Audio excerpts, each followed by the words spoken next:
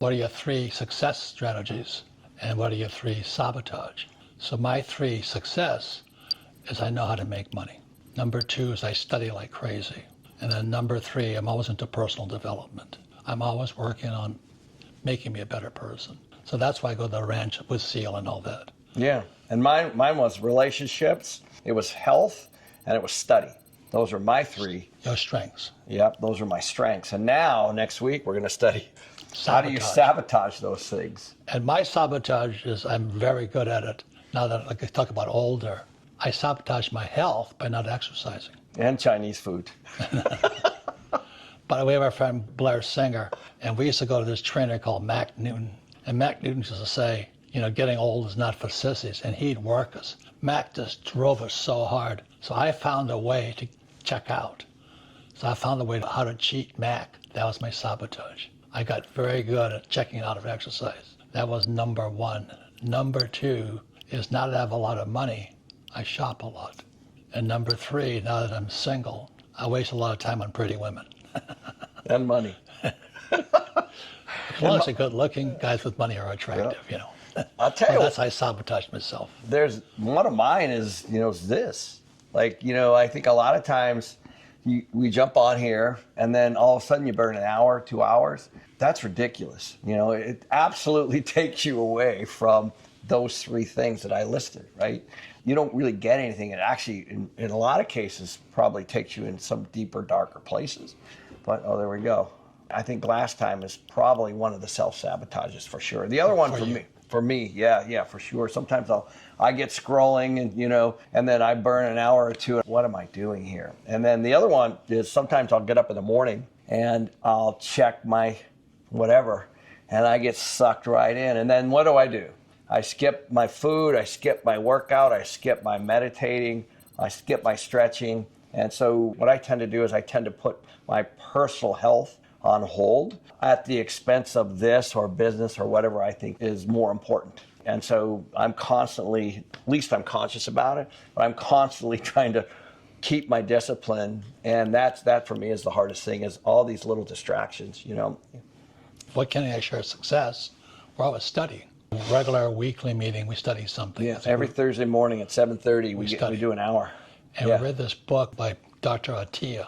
It nailed me right between the eyes. Outlive, yeah, it's a great book, by the way. Yeah, because I've been sabotaging my health for so long. He says, I just turned 78. And what Peter Attia says, at 75, you go off the cliff, you know, because your health just plummets. And I'm not kidding you. I was wondering what happened to me. I was 75, I was 35. But I hit 75, I went down. But I was still trying to be 35. Kenny has seen me. I was in the hospital like so many times, almost dead, because I was still not realizing I had passed 75. And that's why one of our guys on those calls in the mornings at 7:30, Dr. Gopalan, he says, your job is to fight to live. And because I was in a hospital so long, over all the summer, and plus I lost 3 friends who died this summer. And the longer I lay in bed, my will to live died. Yep. My health went down.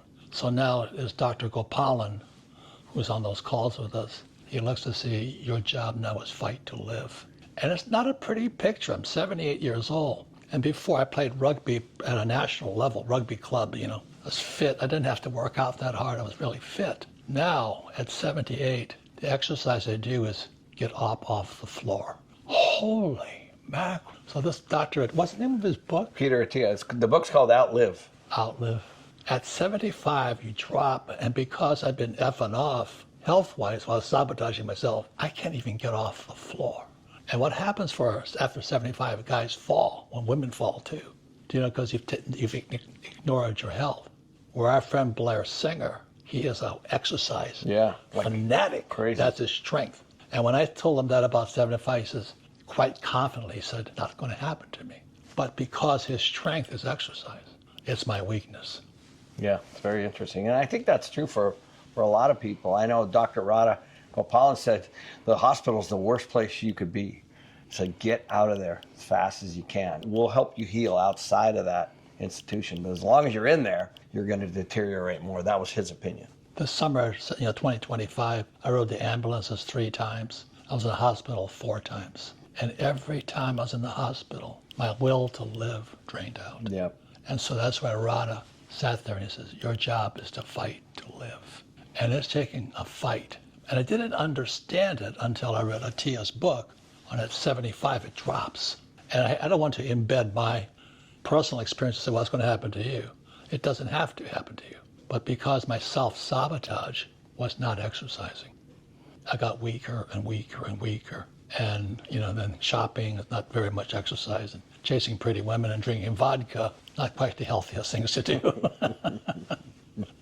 Anything else you want to say? Your sabotages? No. So it's a very good process. What are your 3 strengths? Strength to sabotage. Yep. What do you do to sabotage yourself? And then you can address them. That's how you get better.